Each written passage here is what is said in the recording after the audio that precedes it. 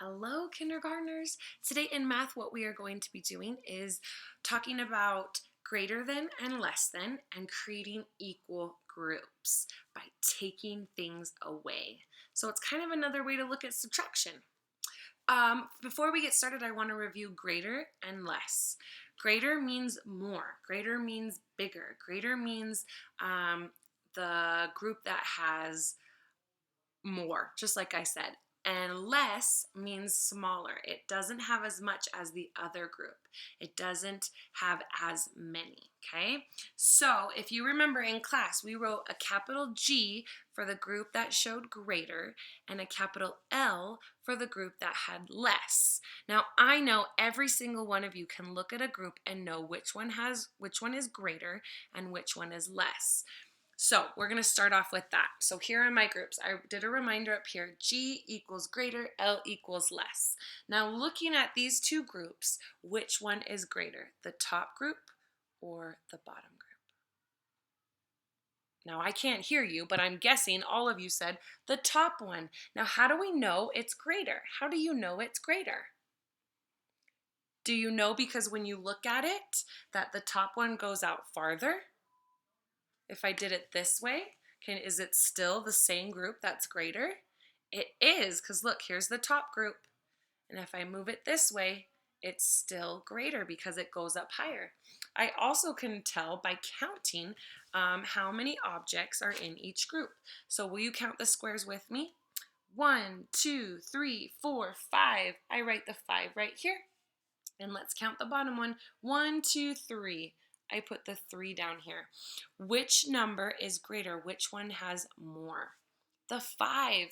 So I need to put a capital G next to that one. And what am I going to put next to the 3? Because it's less, I'm going to put a L, right? An L right here.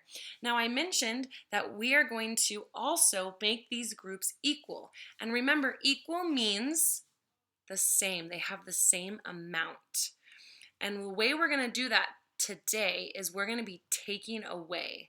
So on Thursday, I think you were doing this and you were adding to see how many more you needed to make it equal. Remember when we drew our lines? Oh, I needed 2 more and I wrote the equation. Well, today we're going to do taking away. And we're going to do it simple as crossing them out.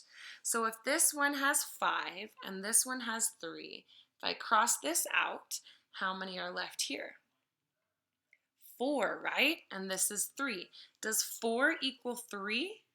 No, it doesn't. What if I take out another one? How many do I have in the top group? I have 3, absolutely. And how many do I have in the bottom group? 3. So those are now equal because they are the same. Oh, I left my eraser, man. So let's do another one.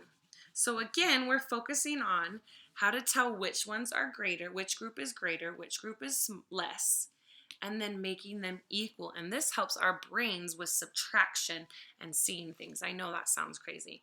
So let me make my other groups and let's decide. Okay. Can you tell right off the bat which one is greater? Is it the top one or is it the bottom one? Did you say the bottom one? Let's check our work. It's important to count and actually check and not just trust our eyeballs. Let's count our circles with me. Ready? 1, 2, 3, 4, 5, 6, 7, 8. And how many does the top one have? 3. What number is greater, 8 or 3? 8 is greater, absolutely. So I'm going to put a capital G here and a lowercase or a capital L next to the 3. Now the last step is I need to make these equal by taking circles away. Now if I took circles away from this one, would it ever make it equal? I'd have to take all these circles away, right? So let's start with the one that has greater and take away from that so that it equals the one that has less. So if I took 1 away from 8, how many circles do I have? 7, right? Does 7 equal 3? No, let's take away another one. If I took 1 away from 7, how many circles do I have? 7, take away 1 is 6. Does 6 equal 3? No, cross that one out. Are they equal? How do we know? Let's see. 1, 2, 3, 4, 5. 1, 2, 3. Are those equal? They're not, so I'm going to cross out another one. Are they equal? Let's see. 1, 2, 3, 4. 1, 2, 3. Those aren't equal. Let's cross out another one. Are those equal now? Do I have 1, 2, 3? I have the same. Those are equal. So kindergartners, when you do your first page today, that's exactly what you're going to be doing. You're going to count, write how many there are, and write which one is greater and which one is less. And then you're going to cross out to show that they're equal. To not show that they're equal, but to make them equal. Okay?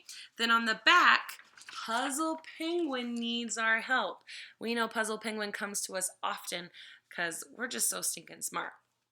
So remember, for Puzzle Penguin, you need to look carefully to see if he made a mistake. It says, Puzzle Penguin compared the number of objects in each group, writing G for greater and L for less. Cross out the extras to check Puzzle Penguin's answers. So you need to go through and see, is there really 6 there? Are there really 7 there? Is 7 really greater than 6? And go through all of these and then fix the ones that he might have gotten wrong. Now we know Puzzle Penguin, he makes mistakes almost every time. So look closely. Okay?